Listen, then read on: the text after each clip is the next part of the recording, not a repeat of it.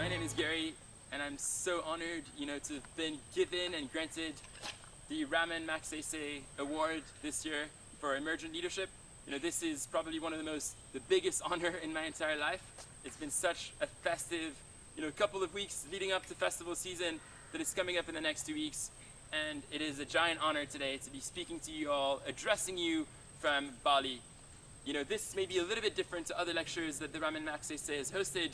We're actually right here in the mangroves of South Bali in what is literally a plastic apocalypse.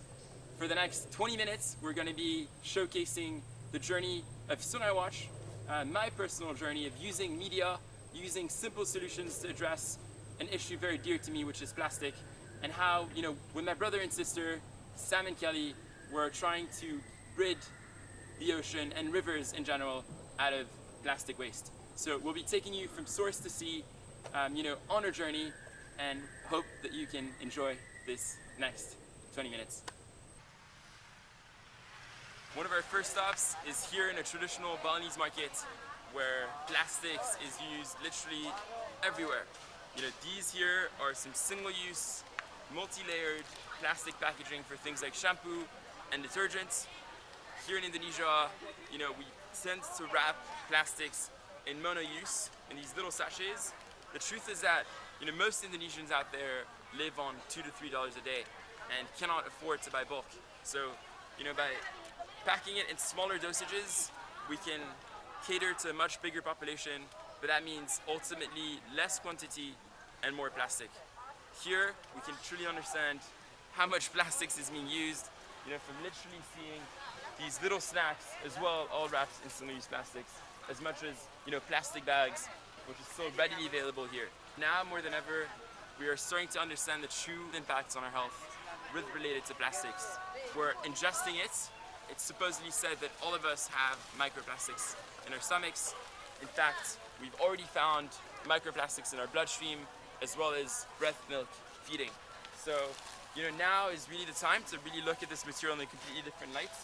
We all use it, and we have to step away from it. In the next decade, we're set to triple our plastic production globally, and that is truly worrying. Markets like these are a place of transaction, a place where, so much plastics is being readily used.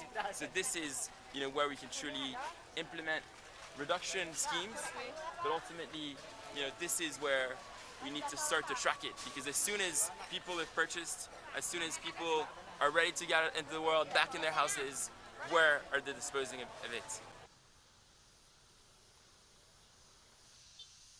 Fortunately, this is way too much of a sight here in Indonesia.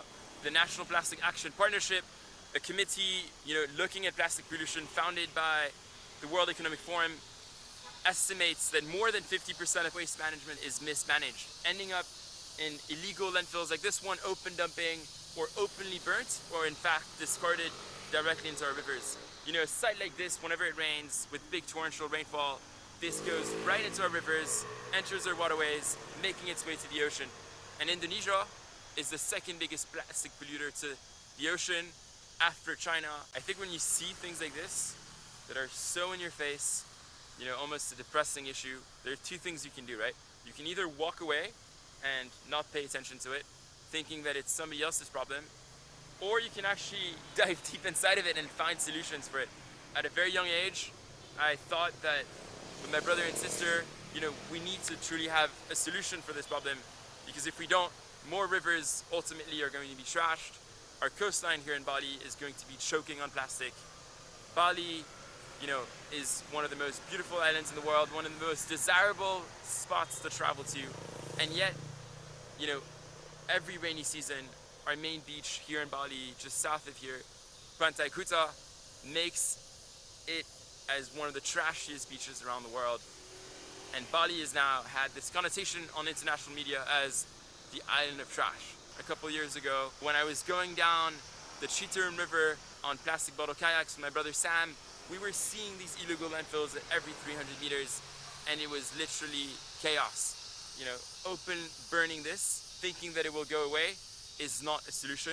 And in fact, we really need to start tackling and looking at ways to better engage communities at handling our waste, because if we are to treat our rivers like this, we're not set to stop at all the scale of this problem. The truth is that when looking into this plastics, you have a lot of valuable stuff. Things like hard plastics, HDPE, that can actually be recycled, shredded, and turned back into products like this. Plastic bags, low value plastics, flexibles that we can also recycle. So after 12 times of cleaning up this illegal landfill, we've worked with the local municipality to install these signs. We're actually giving fines of 500,000 rupiah to 1 million, which is quite significant. That's about $30 to about $80 worth of fines that people throw away. But you look here and it just accumulates. The local government has actually installed a camera that is not functioning, supposedly, otherwise, we would actually be stopping these illegal landfills. So it's a mindset change, it's a radical shift in how we're handling our waste. We're very far away from, being perfect, but it starts by cleaning river by river and cleaning the sources of this real pollution. Rivers are the perfect connection point between life on land and the ocean. There are now our plastic highways, and whenever it rains, you see these waterways literally entirely clogged in plastic. In 2020, we started piloting simple technologies with our non-profit Sungai Watch to come up with real solutions of how to stop this endless flow of plastics that goes into our ocean. And we came up with a very simple trash barrier design. The beauty about trash barriers is that they've been in existence, for a long time. People, communities, engineers all around the world have been using simple tools like PVC pipes, bamboo or recycled tires to make sure to stop the flow. At Sungai Watch, we now operate 160 barriers just like this one. This is one of our small mini floaters. We have, different types of barriers, from big, walkers, we call them, made from blue drums, and they stretch out for about 40 meters, rivers, as much as these simple rivers. And every single day, our patrol team comes and cleans up every barrier. We use these opportunities to collect as much data as possible to better understand consumption habits. We feel that if we can clean our rivers, at every exit door of a village, we can better understand consumption habits directly at that village to be able to locate data, but ultimately suggest real solutions even before trash ends up in these waterways to begin with. We don't necessarily want to be cleaning rivers every single day. We have no idea what the water composes of, the heavy toxics, the sewage waste. I've personally had, a lot of rashes on my arms, on my legs, and I can assure you that that is not something that you take for granted. These barriers can be a great way of getting communities to change their perspective of what we're doing to our planet. Here, this is a very common road. There's a lot of road access, and this is just a visual representation, a symbolism of what we're doing. In some of the first communities that we started to place our barriers into, we've actually seen reduction in plastics over the last 2 years of operating these barriers. And in fact, in 3 villages, we've actually had to take out the barriers because finally there's no more plastics ending up in them. The awareness level has increased, and ultimately, that is the dream scenario. In some other rivers in Denpasar that were once fully clogged in plastic, by placing these barriers, it's almost, like a tool to get communities to know that we're watching them. And so this one river in Pemogan in South Denpasar was entirely clogged in plastics, and after 7 months of cleaning it up, fish have come back and the water is as clean as ever.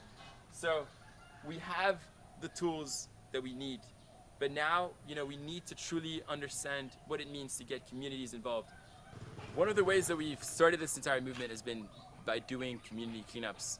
Every Friday we would invite local communities, youth groups, women groups, farmer groups, in order to start this fight, this war against plastics. In Bali, we have this amazing principle of Trihita Karana, which is the harmony between gods, nature, and humans. And I feel, we've been working with a lot of high priests to change the mindset from a cultural perspective, because if we are truly want, to change the way that we respect our rivers, we need to start respecting them as ourselves. Rivers are a perfect reflection of our actions on land, and cleaning them up is not going to be the solution. We need to change way before, we are actually dumping plastics in its rivers. Welcome to Sungai Watch HQ. This is where everything started. We actually started with 1 ara, so 100 meters squared in the front.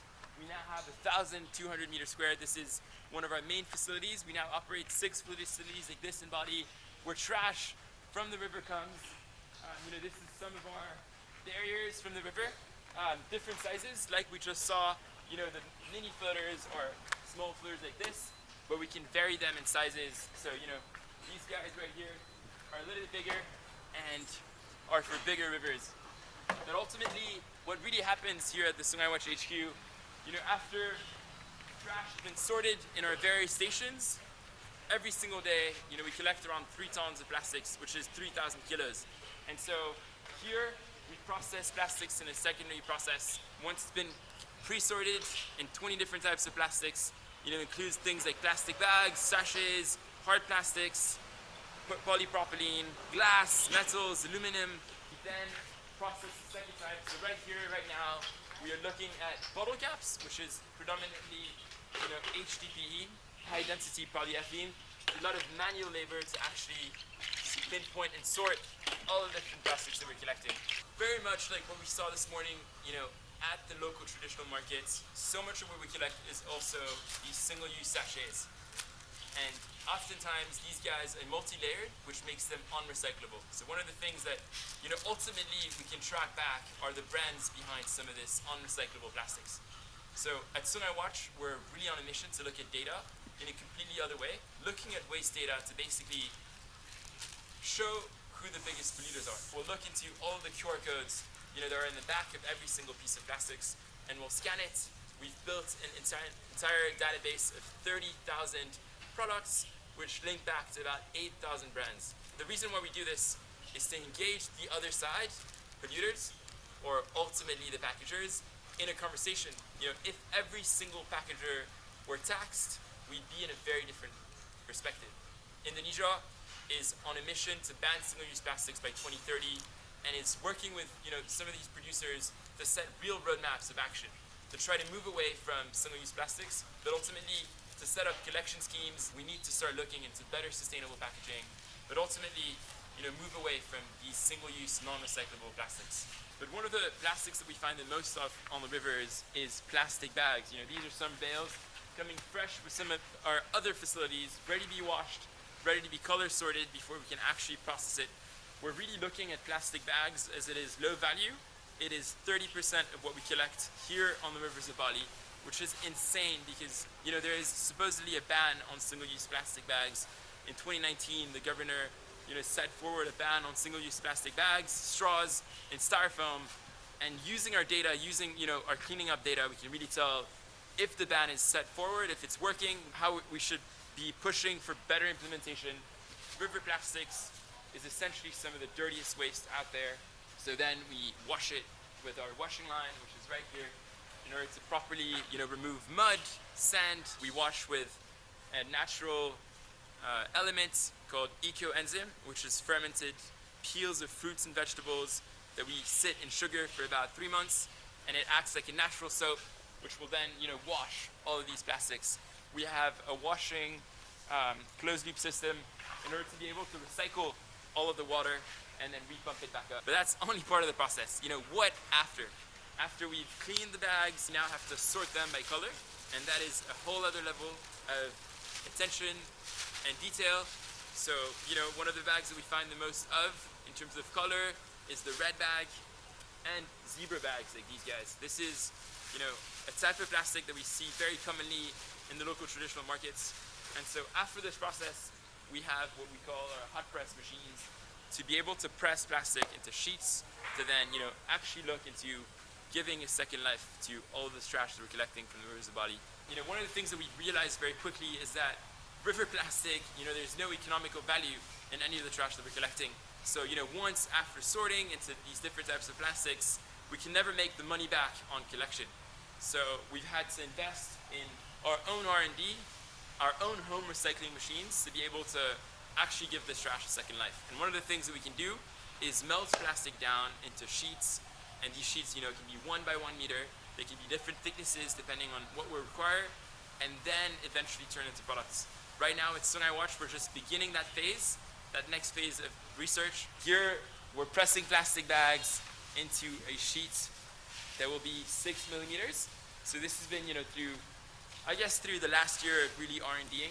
Right now, we're able to produce around 20 sheets a day. They turn out as thin as these guys. This is actually, a green sheet, which is ultimately what we're doing right now.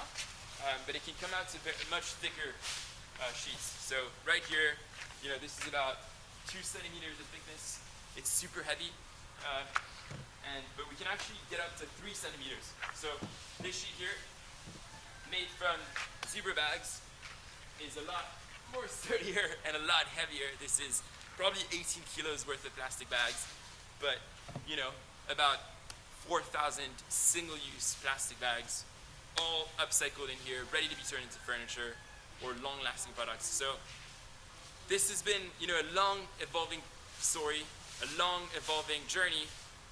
Cleaning rivers is not all easy, but one of the things that we need is ultimate conviction and persistence. The passion needs to be real, and it's so easy to look away from a problem and, not think about it.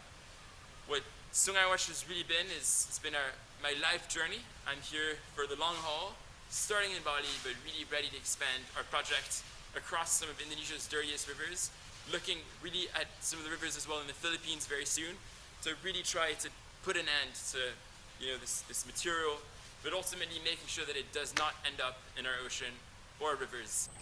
So we're back here in the mangroves after having taken this journey, and here the mangroves are one of our most important ecosystems.